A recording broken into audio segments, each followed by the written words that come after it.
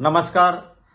વાવ વિધાનસભાના તમામ મતદાતાઓએ પ્રેમ, આશીર્વાદ અને સહયોગ આપ્યો એ સૌનો ખૂબ હૃદયપૂર્વક આભાર માનું છું.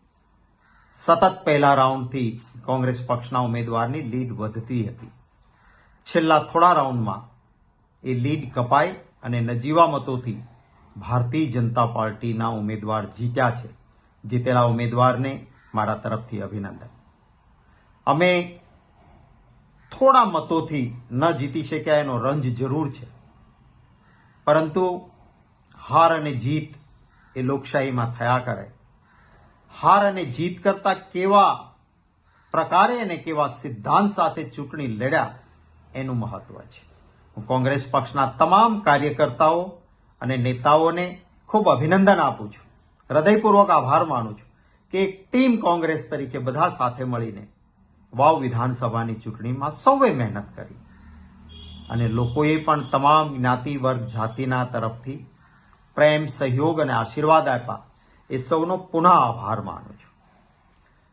અને આવતા દિવસોમાં અમે સતત લોકોની વચ્ચે રહીને કામ કરતા રહીશું અને લોકોના પ્રેમ અને આશીર્વાદ સાથે લોક પ્રશ્નોને ઉઠાવતા રહીશું.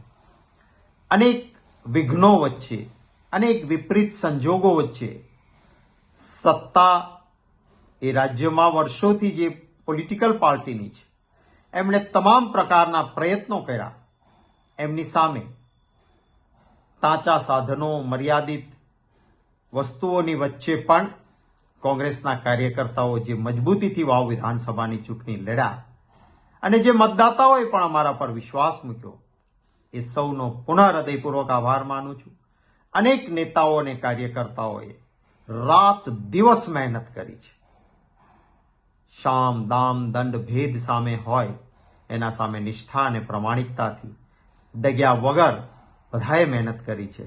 એ સૌનો પણ ખૂબ હૃદયપૂર્વક આભાર માનું.